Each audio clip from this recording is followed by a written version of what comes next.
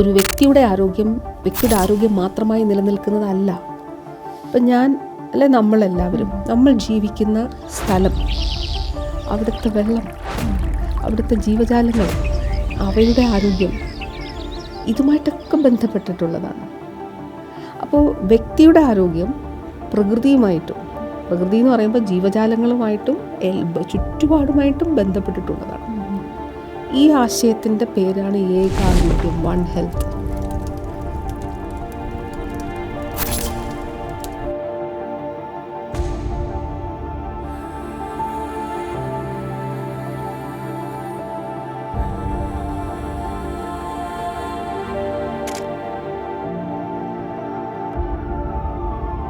High റേഞ്ചിൽ നിന്ന് ആംബുലൻസുകൾ വഴിയൊരുക്കി പോലീസ് ഇടപെട്ടുകൊണ്ട് താഴെ എത്തി ആശുപത്രിയിൽ കാർഡിയോളജി ഉള്ളിടത്ത് ആളുകളെ കാണിക്കുന്നിടത്ത് ഹൈ റേഞ്ചിൽ തന്നെ നമുക്ക് ഹൃദ്രോഗ ചികിത്സ, ഹൈ റേഞ്ച് മാത്രമല്ല തീരദേശമാണെങ്കിലും എല്ലാ ജില്ലകളിലും അത് സാധ്യമാകും.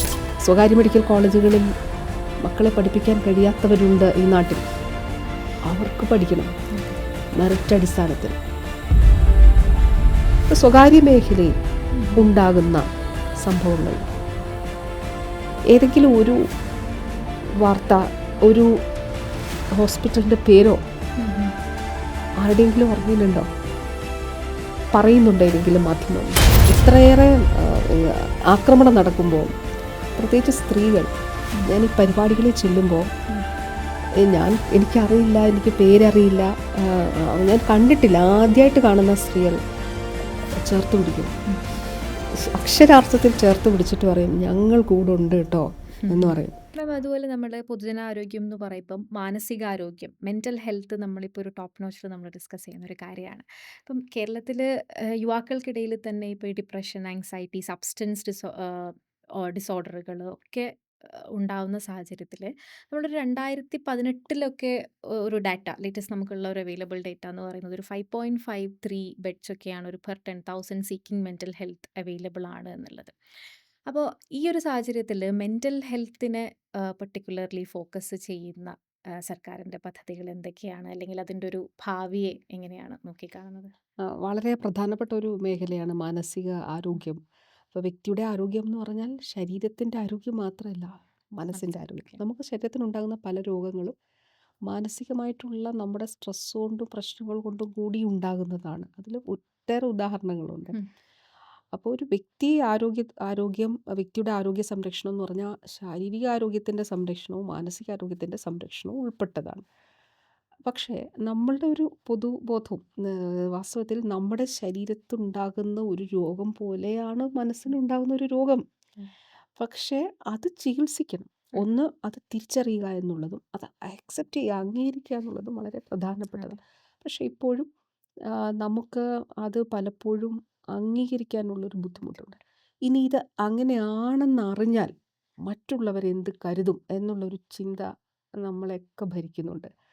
അപ്പോൾ വാസ്തവത്തിൽ അങ്ങനെ ഒരു സ്റ്റിഗ്മ ഉണ്ട്. ഇപ്പോൾ നമ്മൾ ഒരു കാര്യം പറഞ്ഞാൽ, ഇപ്പോൾ തിരുവനന്തപുരം മാനസികാരോഗ്യ കേന്ദ്രത്തിൽ നിന്ന് രോഗവിമുക്തി നേടിയ ഒരു 150 പേരെ ഞാൻ ഒരു ഘട്ടത്തിൽ, ആദ്യ വർഷമാണ്,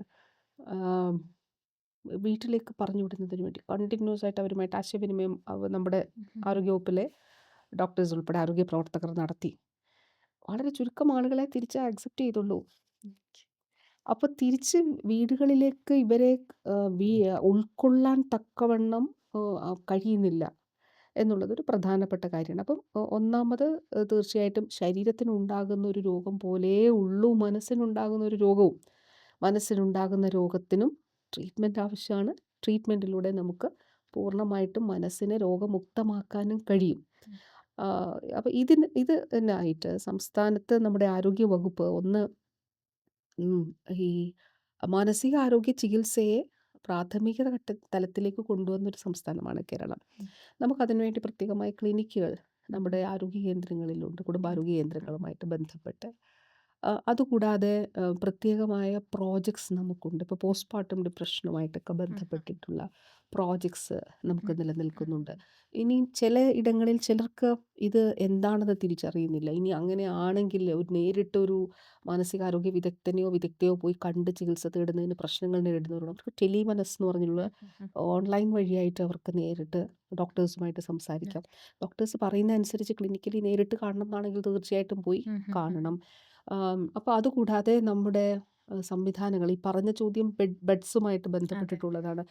അത് നമ്മുടെ ആരോഗ്യ കേന്ദ്രങ്ങളിൽ സ്ട്രെങ്തൻ ചെയ്യുന്നതിന് വേണ്ടി പുതിയ നിർമ്മിതികൾ സാധ്യമാക്കുന്നു. ഉം, അപ്പോൾ ഉം, നമ്മുടെ പലപ്പോഴും സെല്ലുകളാണ്, ആ, പഴയ ഉം, ഉം, രീതിയിലുള്ള സെല്ലുകളാണ് ഉം, ഉള്ളത്. അപ്പോൾ അവിടെ ബിഹേവിയറൽ സെൽസ് ഉം, ആയിട്ടോ ഉം, അല്ല, സെല്ലെന്നുള്ള പേര് തന്നെ മാറ്റി ബിഹേവിയറൽ ഐസിയുകളായിട്ട് നമുക്ക് അതിനെ ഉം, ഉം, ഉം, ഉം, മാറ്റുക എന്നുള്ളതാണ് നമ്മുടെ ആശയം. അതെ, അതെ. അപ്പോൾ അവിടെ പലപ്പോഴും നേരിടുന്ന സൂയിസൈഡൽ ടെൻഡൻസി ഉള്ളവരുണ്ട്. അപ്പോൾ അവരുടെ മൂവ്മെൻറ്റ്സ് മനസ്സിലാക്കിക്കൊണ്ട് അതിനെ AI നിർമ്മിത ബുദ്ധി കൂടി ഉപയോഗിച്ച്, ഛെ, അതിപ്പോൾ നമ്മൾ IITയുമായിട്ടൊരു പ്രോജക്റ്റ് ആരോഗ്യവകുപ്പ് ഒരു കോപ്പറേറ്റ് ചെയ്യുന്നുണ്ട്. അതായത് മൂവ്മെൻറ്റ്സ് പഠിച്ചിട്ട് ഉം, എപ്പോഴാണ് ഈ തരത്തിലുള്ളൊരു അബ്നോർമൽ ഉം, ബിഹേവിയറിലേക്ക് പോകുന്നത്. ഉം, ഇപ്പോൾ ചിലർക്ക് വസ്ത്രം തന്നെ കൊടുക്കാനായിട്ട് ഉം, അത് ഒരു അത് ഒരു ഘട്ടം ഞാൻ പറഞ്ഞത് ഏറ്റവും സിവിയറായ രോഗാവസ്ഥയുള്ളവരെ കുറിച്ചാണ്. ഉം, ഈ ബെഡ്സിൻ്റെ അവൈലബിലിറ്റിയുമായിട്ട് ബന്ധപ്പെട്ട് പറയുമ്പോൾ നമുക്ക് ആ നിലയിൽ ആധുനികവൽക്കരിക്കുന്നതിന് വേണ്ടിയിട്ടുള്ള ശ്രമം ഉം, നടത്തുന്നുണ്ട്. നമുക്കതിൻ്റെ ചില മാതൃകകൾ ഈ ഒരു ഉം, ഘട്ടത്തിൽ തീർച്ചയായിട്ടും രൂപപ്പെടുത്താനായിട്ട് കഴിയും.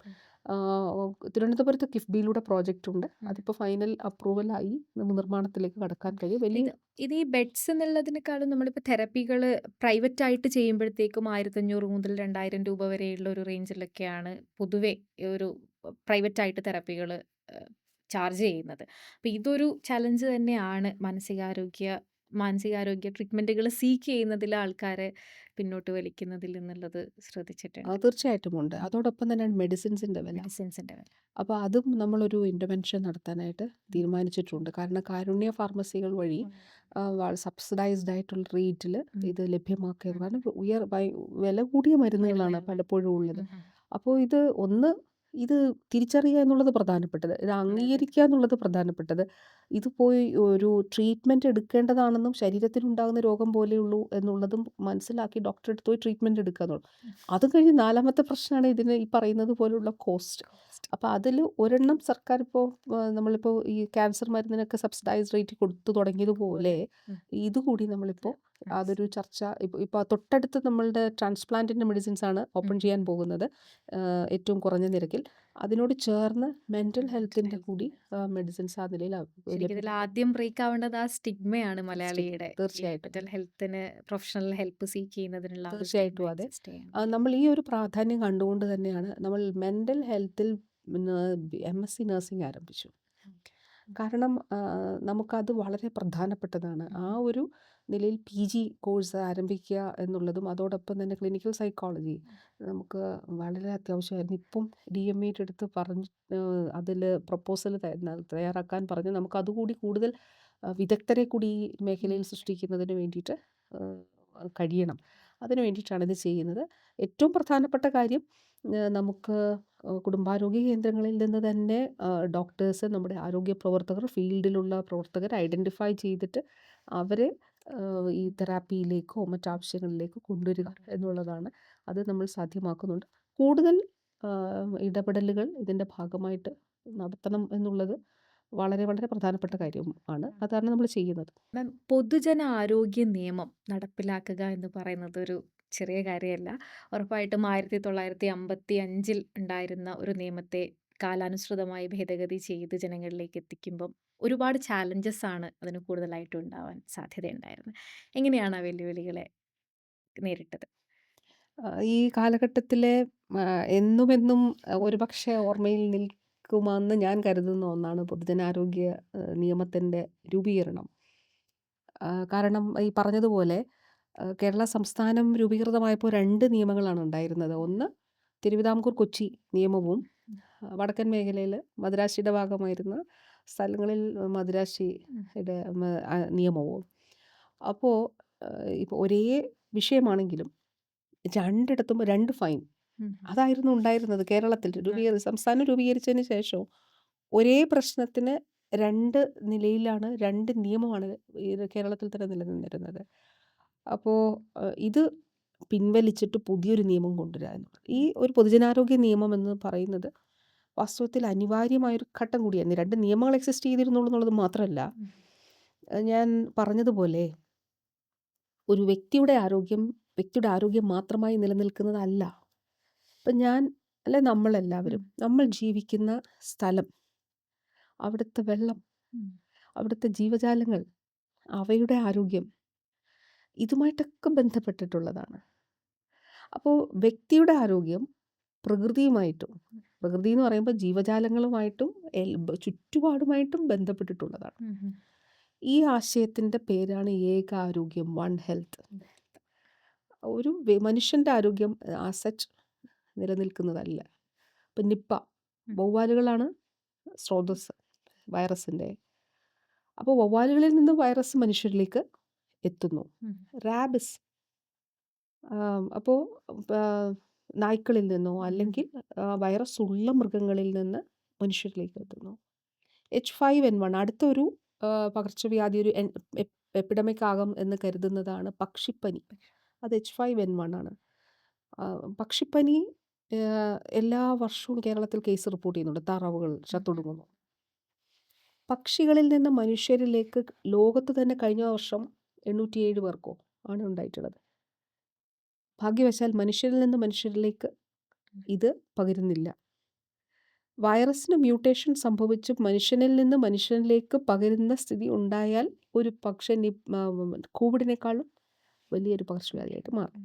അപ്പം ഈ പൊതുജനാരോഗ്യ നിയമത്തിൻ്റെ രൂപീകരിക്കുന്നതിന് ഏറ്റവും പ്രധാനപ്പെട്ട കാരണങ്ങളിൽ ഒന്ന് നമ്മുടെ നിയമത്തെ ഏകാരോഗ്യത്തിൻ്റെ അടിസ്ഥാനത്തിൽ മാറ്റണം. ഉദാഹരണം പറഞ്ഞാൽ ഡെങ്കി. ഇപ്പോൾ ലോകാരോഗ്യ സംഘടന പറയുന്നു കേരളം ഒരു ഹോട്ട്സ്പോട്ടാണ്. നമ്മുടെ ട്രോപ്പിക്കൽ ക്ലൈമറ്റ് കാരണം നമുക്ക് മഴ പെയ്തുകൊണ്ടേയിരിക്കും. ഇടയ്ക്ക് മഴ പെയ്യും, ഇടവിട്ടിടവിട്ടുള്ള മഴ വെള്ളം കെട്ടി നിൽക്കും. ഇവിടെ കൊതുകുകൾക്ക് പെരുകുന്നതിനുള്ള സാധ്യതയുണ്ട്.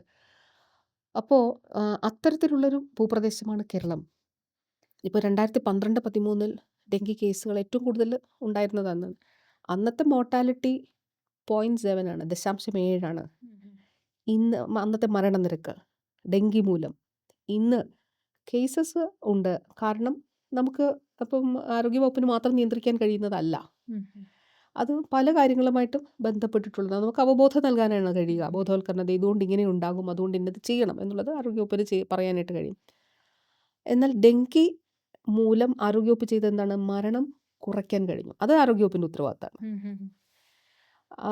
അത് 0.1 കുറയ്ക്കാൻ കഴിഞ്ഞു. 0.1 0.7 നിന്ന് 0.1 കുറയ്ക്കാനായിട്ട് കഴിഞ്ഞു. അപ്പം ഞാൻ പറഞ്ഞത് ഈ കാലഘട്ടത്തിൻ്റെ വെല്ലുവിളികളെല്ലാം ഉൾക്കൊണ്ടുകൊണ്ടാണ് പൊതുജനാരോഗ്യ നിയമം രൂപപ്പെട്ടത്. ഒരു കാര്യം കൂടി പറഞ്ഞാൽ എങ്ങനെയാണ് ഇതിനെ അഡ്രസ്സ് ചെയ്യുന്നത്, നിയമത്തിൽ എങ്ങനെ അഡ്രസ്സ് ചെയ്യും, എന്താണ് അതിന് വേണ്ടിയിട്ടുള്ള നിയമത്തിലുണ്ടായ ക്ലോസ്.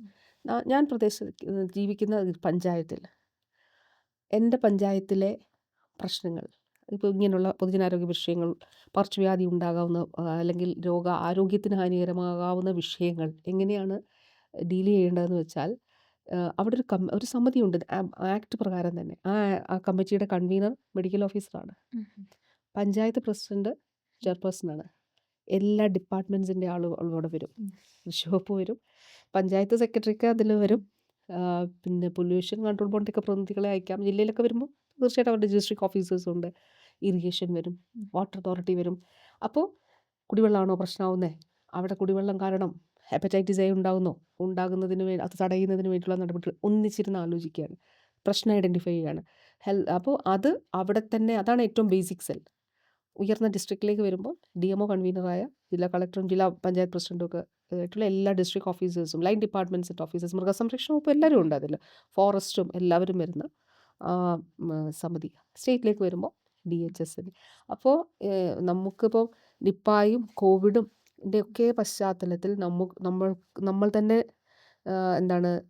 ആർജിച്ച അറിവുകളും നമ്മുടെ അനുഭവങ്ങളുടെ അടിസ്ഥാനത്തിലാണ്. ഇപ്പോൾ 2023 നിപ്പ ഔട്ട് ബ്രേക്ക് നമുക്കുണ്ടായപ്പോൾ ലോകത്ത് ഏറ്റവും കുറഞ്ഞ മരണനിരക്ക് കൊണ്ടുവരാൻ നമുക്ക് കഴിഞ്ഞു. 33.3% ആണ്. അതുപോലെ ഇപ്പോൾ നമ്മൾ കേൾക്കുന്ന അമീബിക് മസ്തിഷ്ക ജ്വരം, അത് ഇപ്പോൾ ICMRമായിട്ട് നമ്മൾ സ്റ്റഡി ഇരുന്നു നേരത്തെ തന്നെ. ഇപ്പോൾ അവരുടെ ഫീൽഡ് സ്റ്റഡിയും ഏതാണ്ട് കംപ്ലീറ്റ് ആയിട്ടുണ്ട്. അപ്പോൾ ഞാൻ പറഞ്ഞ അങ്ങനെയുള്ള ഓരോ വിഷയങ്ങളിലും ഇടപെടൽ സാധ്യമാക്കുന്നതിലും ആഗോളതലത്തിൽ നെഗ്ലേറിയ ഫൗളേറിയ ആണ് അമീബയെങ്കിൽ 97%, 98% മരണനിരക്ക്. അക്കാന്തമീബയാണെങ്കിൽ 70% മരണനിരക്ക്. പക്ഷേ നമ്മുടേതിപ്പോൾ അത് 23% താഴേക്ക് കൊണ്ടുവരാൻ കഴിഞ്ഞു. അപ്പോൾ അങ്ങനെ നമുക്ക് സാധ്യമായ കാര്യങ്ങൾ ചെയ്യുന്നതിനും, ഇടപെടുന്നതിനും, ആലോചിക്കുന്നതിനും, ചർച്ച ചെയ്യുന്നതിനും പൊതുവായി ഈ നിലയിൽ കാണുന്നതിനും വേണ്ടിയിട്ടാണ് പൊതുജനാരോഗ്യ നിയമം രൂപീകരിച്ചത്.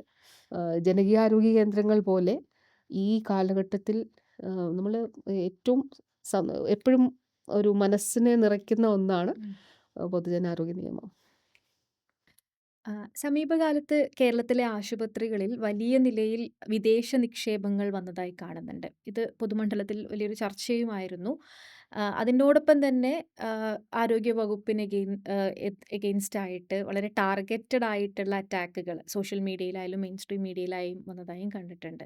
അപ്പം മന്ത്രിയുടെ ഒരു ഒബ്സർവേഷനിൽ കേരളത്തിലെ സർക്കാർ ആശുപത്രികളെയും സംവിധാനത്തെയും അറ്റാക്ക് ചെയ്യുന്നതിൻ്റെ ഒരു ഒരു ടാർഗറ്റഡ് ആയിട്ടുള്ള ഒരു മിഷൻ നടക്കുന്നുണ്ടെന്ന് തോന്നുന്നുണ്ടോ?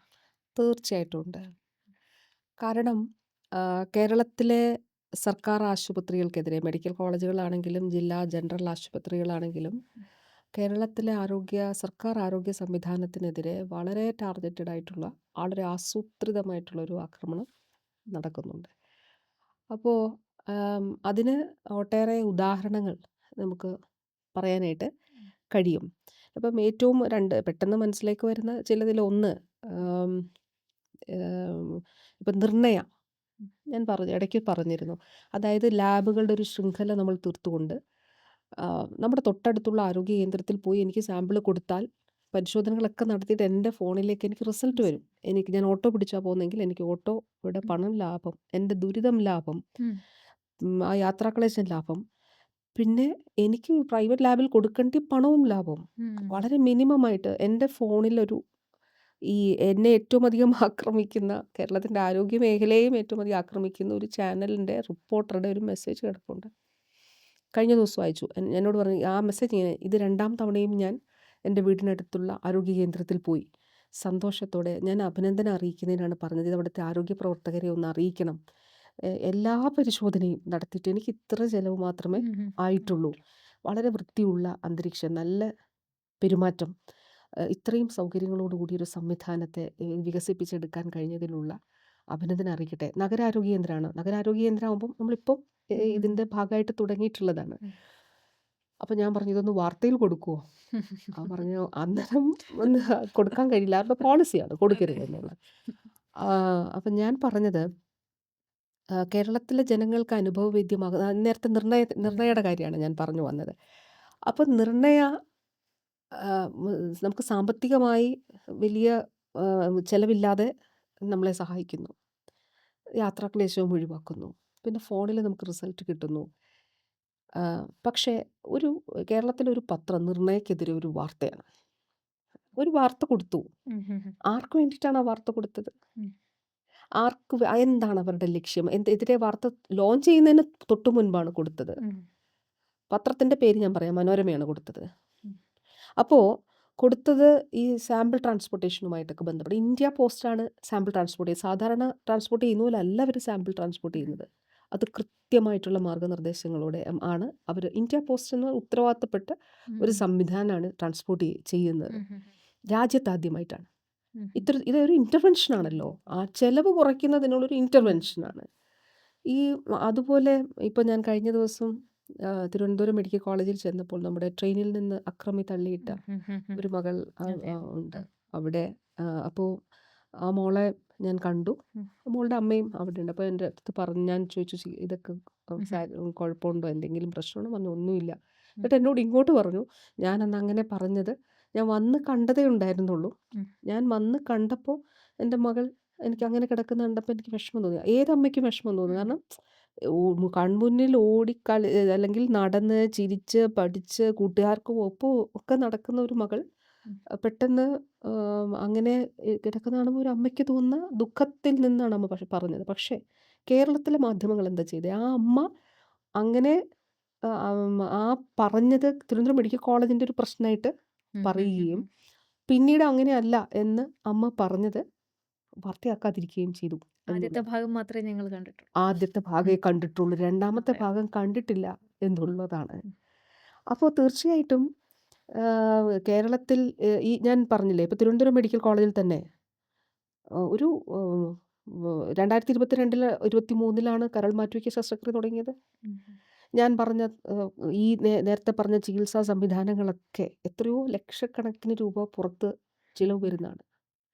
ഇപ്പോൾ ജനകീയാരോഗ്യ കേന്ദ്രങ്ങൾ തുടങ്ങി. 5417 ജനകീയാരോഗ്യ കേന്ദ്രങ്ങളുണ്ട് കേരളത്തിൽ. 3ഓ 4ഓ വാർഡുകൾ ചേരുന്നിടത്താണ് ഉം, ഒരു ജനകീയാരോഗ്യ കേന്ദ്രം. ചൊവ്വാഴ്ചകളിൽ സ്ത്രീകളുടെ ക്ലിനിക്കാണ്. ഉം, ഉം, എല്ലാ സ്ത്രീകൾക്കും കടന്നു വരാം. ഉം, ഉം, പ്രമേഹമുണ്ടോ, രക്തസമ്മർദ്ദമുണ്ടോ, വിളർച്ചയുണ്ടോ എല്ലാം പരിശോധിക്കാം. ഉം, ഉം. പിന്നെ പുരുഷന്മാർക്ക് വേണ്ടിയിട്ടുള്ള സ്ത്രീകൾക്ക് മാത്രമല്ല കേട്ടോ, സ്ത്രീകൾക്കും പുരുഷന്മാർക്കും കുഞ്ഞുങ്ങൾക്കും അല്ല. പക്ഷേ ഒരു ദിവസം ഡെഡിക്കേറ്റഡ് ഫോർ വിമൻ എന്ന് ഉം, ഉം, ഉം, വെച്ചിട്ടുണ്ട് ഉം. ചൊവ്വാഴ്ചകൾ. ഡയബറ്റിസ് ക്ലിനിക്കുണ്ട്, രക്താതിസമ്മർദ്ദമുള്ളവർക്ക് ക്ലിനിക്കുണ്ട്. പക്ഷേ ഇതൊന്നും ഒരു തരത്തിലും ഇങ്ങനെയുള്ള വാർത്തകൾ ജനങ്ങളിലേക്ക് എത്തിക്കില്ല. ഉം, ഉം. അപ്പോൾ ആ കേരളത്തിലെ ആരോഗ്യ സംവിധാനം എന്ന് പറയുന്നത് വാസ്തവത്തിൽ എത്രയോ വർഷങ്ങളായിട്ട് രൂപപ്പെട്ടിട്ടുള്ളതാണ്. എങ്ങനെയാണ് ഒരു ആരോഗ്യ സംവിധാനത്തെ വിലയിരുത്തേണ്ടത്? എവിടെ നിന്ന് തുടങ്ങി എവിടെ എത്തി നിൽക്കുന്നു എന്നുള്ളതല്ലേ? അപ്പോൾ 2016 9 വർഷം കണക്കാക്കാം. അതിന് ശേഷം നമുക്ക് 2021 കണക്കാക്കാം. ഉം. 21 ശേഷം എങ്ങനെയാണ് എന്നുള്ളതും കണക്കാക്കാം. 2016 മുതലുള്ള 21 9 വർഷം നമുക്ക് കണക്കാക്കണം. ഗവൺമെൻറ് എന്ന് പറയുമ്പോൾ ഇടതുപക്ഷ ജനാധിപത്യ മുന്നണി ഗവൺമെൻറ് തുടർച്ചയാണ്. ഉം. 2016 മുൻപ് ഇവിടെ കരൾ മാറ്റിവെക്കൽ ശസ്ത്രക്രിയ ഉണ്ടായിരുന്നോ? 2016 മുൻപ് കേരളത്തിൽ കാത്ത് ലാബുകൾ ജില്ലാ ആശുപത്രിയിൽ ഉണ്ടായിരുന്നു. അതിനു മുൻപുള്ള കാത്ത് ലാബുകളെല്ലാം LDF സർക്കാരിൻ്റെ കാലഘട്ടത്തിൽ തുടങ്ങിയതാ. 2016 മുൻപ് എത്ര ഡയാലിസിസ് ആണ് ആശുപത്രികളിൽ ഉണ്ടായിരുന്നത്? സർക്കാർ ആശുപത്രികളിൽ, താലൂക്ക് ആശുപത്രികളിൽ. 2016 മുൻപ് എത്രയായിരുന്നു ഇൻഷുറൻസ് കൊടുത്തിരുന്നത്? 30,000 രൂപ. എത്ര കുടുംബങ്ങൾക്ക്? 30,000 കുടുംബങ്ങൾക്കോ? 40,000 കുടുംബങ്ങൾക്കോ? ഇന്ന് ഇൻഷുറൻസ് ഒരു കുടുംബത്തിന് 5,00,000 രൂപയായി. അഷ്വറൻസ് ആണ് 5,00,000 രൂപയാണ്. എത്ര കുടുംബങ്ങൾക്ക് കൊടുക്കുന്നു? 42,50,000 കുടുംബങ്ങൾക്ക് കൊടുക്കുന്നു. 2016 മുമ്പത്തെ ആരോഗ്യ സൂചകങ്ങൾ എത്രയാണ്? എത്രയായിരുന്നു? അട്ടപ്പാടിയിലെ ഉൾപ്പെടെ 30 മുകളിലായിരുന്നു ശിശുമരണ നിരക്ക്. അതാണിന്ന് 6.3 നമുക്ക് കുറയ്ക്കാനായിട്ട് കഴിഞ്ഞത്. നവജാത ശിശുമരണ നിരക്ക് എത്രയായിരുന്നു? ഇപ്പോൾ നമ്മൾ പറഞ്ഞ ശിശുമരണ നിരക്ക് 12 മുകളിൽ ആയിരുന്നു. അത് ആണ് 5 അമേരിക്കൻ ഐക്യനാടുകളുടെ നിരക്കിനേക്കാളും നമുക്ക് കുറച്ച് കൊണ്ടുവരാനായിട്ട് കഴിഞ്ഞത്. അപ്പോൾ തീർച്ചയായിട്ടും നമ്മുടെ സംവിധാനത്തിൽ ഇപ്പോൾ ക്യാൻസർ ട്രീറ്റ്മെൻറ്റിന് ഉള്ള മരുന്ന് സബ്സിഡൈസ്ഡ് ആയിട്ടുള്ള റേറ്റിൽ കൊടുക്കുന്നു. ട്രാൻസ്പ്ലാന്റേഷൻ സാധ്യമാകുന്നു. പുതിയ സംവിധാനങ്ങൾ രൂപപ്പെടുന്നു. ക്യാൻസർ ചികിത്സയുമായിട്ട് ബന്ധപ്പെട്ടിട്ട് മറ്റ് ചികിത്സകളുമായിട്ട് ബന്ധപ്പെട്ട് കേരളത്തിൻ്റെ ആരോഗ്യ സംവിധാനം ഓരോ ദിവസവും മെച്ചമായിക്കൊണ്ട് നമ്മൾ എവിടെ നിന്ന് തുടങ്ങി എവിടേക്ക് കൊണ്ടുപോയി എവിടെ എത്തി നിൽക്കുന്നു എന്നുള്ളതല്ലേ ഏറ്റവും പ്രധാനപ്പെട്ട കാര്യം. അത് അവലോകനം ചെയ്യുമ്പോൾ കേരളത്തിൻ്റെ ഇത്രയും അധികം 10,000 കോടി രൂപയുടെ അടിസ്ഥാന സൗകര്യ വികസനം ഞാൻ നേരത്തെ പറഞ്ഞില്ലേ, 6,000 പുതിയ ബെഡുകൾ മെഡിക്കൽ കോളേജുകളിൽ മാത്രം വന്നെങ്കിൽ ഇനിയും ആഡ് ചെയ്യാനുണ്ട്. നമ്മളിപ്പം നിർമ്മാണം പൂർത്തിയാകുന്ന ബിൽഡിങ്ങുകളുണ്ട് അതിൻ്റെ ഭാഗമായിട്ട്. അപ്പോൾ അത് കണക്കാക്കാതെയാണ് 10,000 കോടി രൂപയുടെ കിഫ്ബിയിലൂടെയുള്ള വർക്കുകളാണ് നമുക്ക് ആരോഗ്യ വകുപ്പിൽ ഉണ്ടായിട്ടുള്ളത്. ഇനി തസ്തികകൾ നോക്കാം. ഇപ്പോൾ ആയുഷ് മേഖലയുമായിട്ട് നമ്മൾ നോക്കിയാൽ ആയുഷാണേലും അലോപ്പതി ആണെങ്കിലും അപ്പോൾ ആയുഷിൽ നമ്മുടെ സംസ്ഥാനത്ത് NABH അക്രഡിറ്റഡ് ആയിട്ടുള്ള ഒരു ആരോഗ്യ സ്ഥാപനം ഉണ്ടായിരുന്നില്ല. കേന്ദ്രത്തെ നമ്മൾ സമീപിക്കുമ്പോൾ അവർ പറഞ്ഞു അങ്ങനെ മാനദണ്ഡമൊന്നുമില്ല, കേരളം ഒരെണ്ണം രൂപീകരിക്കും.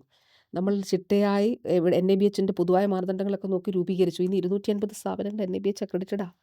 10,000 യോഗ ക്ലബ്ബുകൾ തുടങ്ങി. രാജ്യാന്തര ആയുർവേദ ഗവേഷണ കേന്ദ്രം കണ്ണൂരിൽ ആരംഭിക്കാനായിട്ട് പോവുക. KCDC എന്നുള്ള സ്ഥാപനം നമ്മൾ ആരംഭിക്കുന്നു. അപ്പോൾ കേരളത്തിൻ്റെ അതുപോലെ നമ്മുടെ ആരോഗ്യ കേന്ദ്രങ്ങൾ കുടുംബാരോഗ്യ കേന്ദ്രങ്ങളാക്കി മാറ്റുക, ബോർഡ് മാറ്റി വെക്കുകയല്ല ചെയ്യുന്നത്.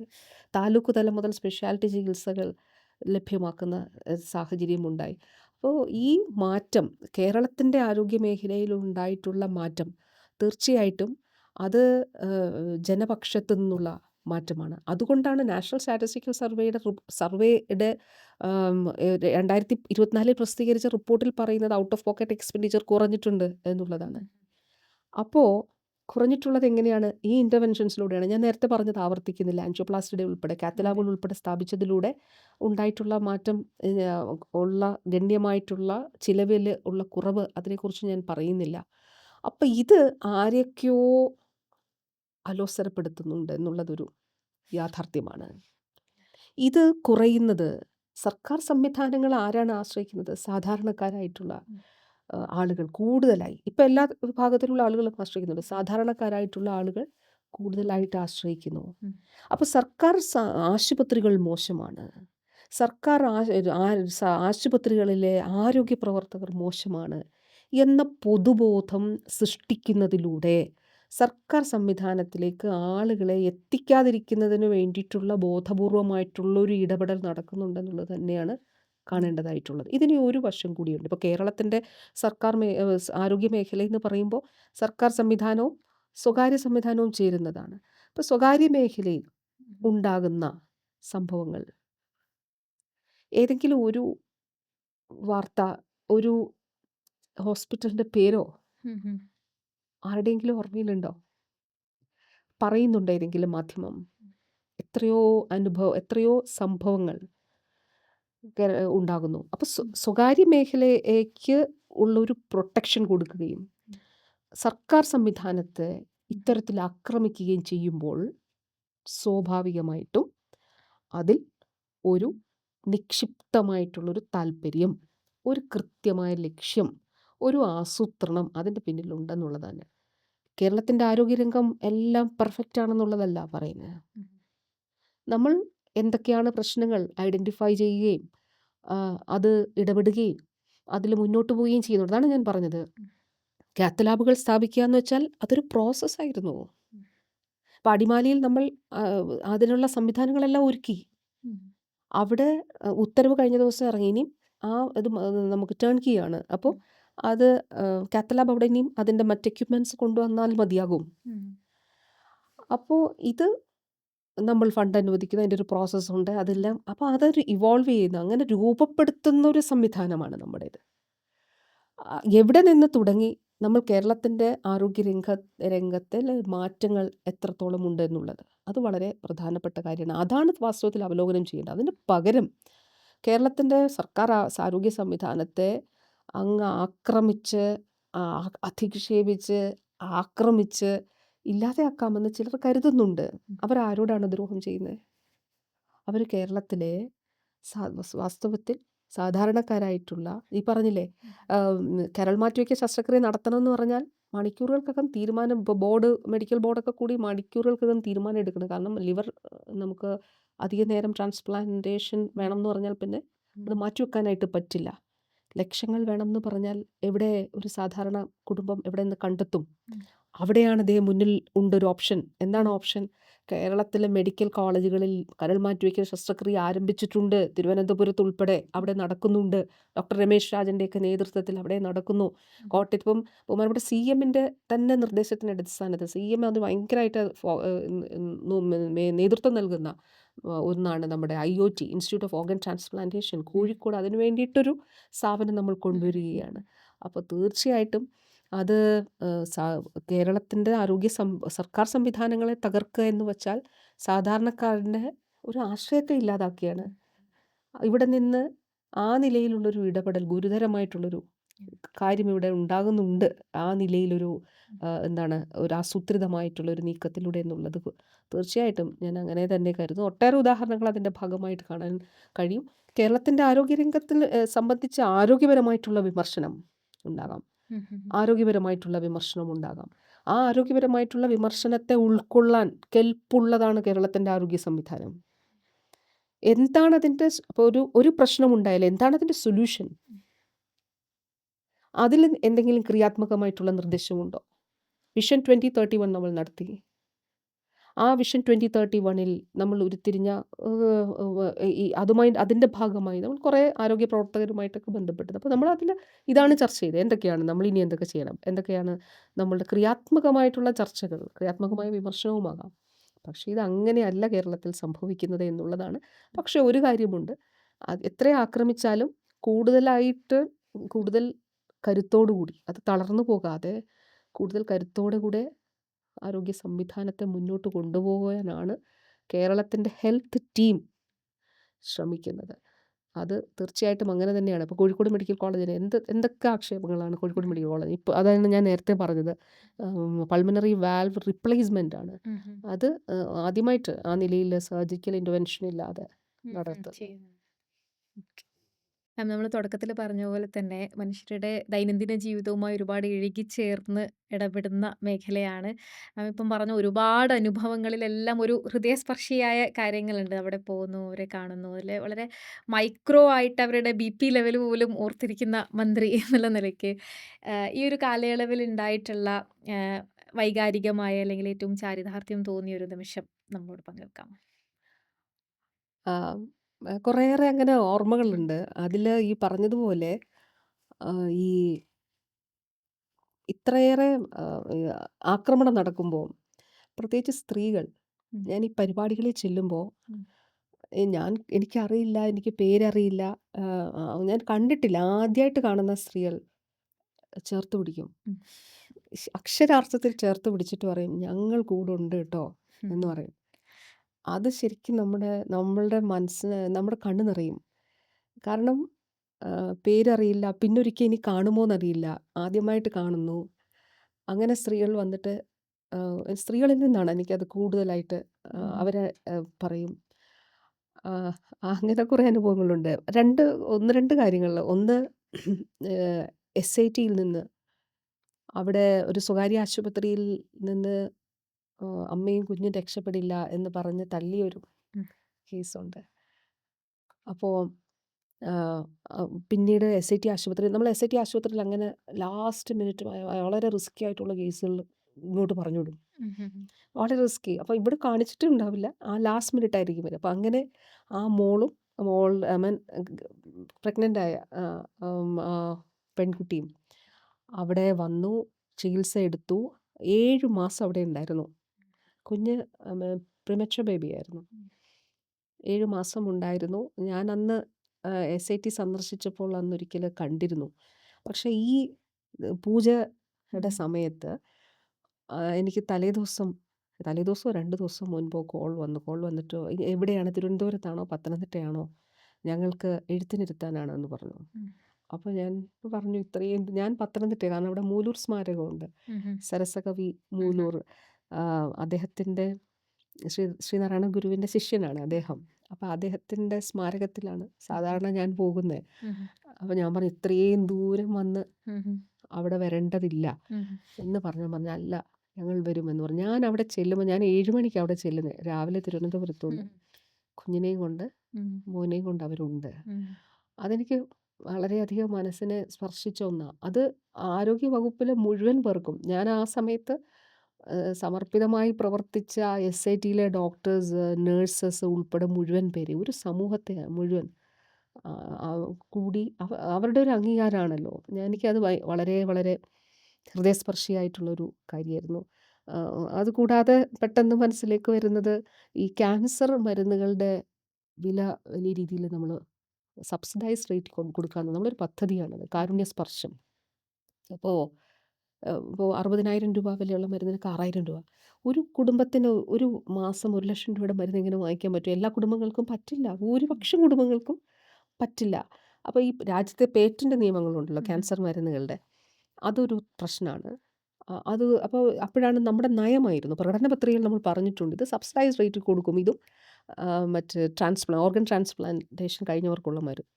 അപ്പോൾ ഞാൻ ചർച്ച നടത്തിയപ്പം നമ്മുടെ ഡോക്ടേഴ്സൊക്കെ, അന്ന് ശിവലാൽ ഡോക്ടർ, ഇന്ന് ഇപ്പോൾ മലപ്പുറത്തിൻ്റെ DMO ചാർജുള്ള, അപ്പോൾ ശിവലാൽ ഡോക്ടർ പറഞ്ഞു, നമുക്ക് ഒരുപാട് ചാലഞ്ച് ഉണ്ടാകും, നമ്മളെ ഇത് തകർക്കാൻ ശ്രമിക്കും, ഈ പദ്ധതി ഇതില്ല. കാരണം പുറത്തെ മാർക്കറ്റിൽ വലിയ വിലയാണ്. അത് എങ്ങനെ ഇത്രയും പ്രൈസ് ഡിഫറൻസിൽ നമ്മൾ കൊടുക്കുമ്പോൾ എന്തെങ്കിലുമൊക്കെ പ്രശ്നങ്ങൾ ഉണ്ടാകും. ഈ തരത്തിലല്ലേ മറ്റൊരു തരത്തിൽ നമുക്കെതിരെ ഉം. പ്രചരണങ്ങളായിട്ട് വരും. അപ്പോൾ ഞാൻ പറഞ്ഞു, അതൊന്നും സാരമില്ല, നമുക്ക് കൊടുക്കാൻ കഴിയുമോ നമുക്ക്? അപ്പോൾ അവർ പറഞ്ഞു, ശരി കൊടുക്കും. അവർ വർക്കൗട്ട് ചെയ്ത് 14 ജില്ലകളിൽ 14 കാരുണ്യ സ്പർശന കൗണ്ടറുകൾ തുടങ്ങി. ഇപ്പോൾ 72ആയി. അത് ചിലയിടത്ത്, ഞാൻ ഒരിടത്തൊരു കാരുണ്യ ഫാർമസിയിൽ ചെന്നപ്പം ഈ പറഞ്ഞതുപോലെ, അതും ഒരു 56 60 വയസ്സുള്ള ഒരു ചേച്ചിയാണ്. ഭർത്താവിന് മരുന്ന് വാങ്ങിക്കാൻ വന്നതാ. ഒന്നും പറഞ്ഞില്ല. പറഞ്ഞിട്ട് ഈ കൈ ഇങ്ങോട്ട് വന്നിട്ട് എന്നെ ഇങ്ങനെ പിടിച്ചിട്ട് എൻ്റെ കയ്യിലിങ്ങനെ പിടിച്ചിട്ട് കണ്ണുകൾ നിറഞ്ഞു. അപ്പോൾ ഞാൻ വിചാരിച്ചു, ഇനി എന്താണ് എന്നിട്ട് പറഞ്ഞു എന്നിട്ട് എന്നെ ഇങ്ങനെ മരുന്ന് ഒന്നും പറയാൻ പറ്റുന്നില്ല. എന്നിട്ട് മരുന്ന് കാണിച്ചിട്ട് എന്നോട് പറഞ്ഞു, ആം, "നിങ്ങൾക്കെല്ലാം നല്ലത് വരും" എന്ന് പറഞ്ഞു. ഉം. എന്നിട്ട് നടന്നു പോയി. അപ്പോൾ കാരുണ്യ ഫാർമസിയിലെ നമ്മുടെ സ്റ്റാഫ് പറഞ്ഞു, "ഈ കാരുണ്യസ്പർശം വഴി മരുന്ന് വാങ്ങിക്കുന്നതാണ്." എന്നിട്ട് ഈ ആ പ്രൈസ് വ്യത്യാസം ഉം. ഉം. ആ കുടുംബത്തെ വലിയ രീതിയിൽ സഹായിക്കുന്നുണ്ട്. ഉം. ഉം. അപ്പോൾ തീർച്ചയായിട്ടും അങ്ങനെയുള്ള അനുഭവങ്ങൾ അത് അത് അത് നമുക്ക് ഉം. ആ,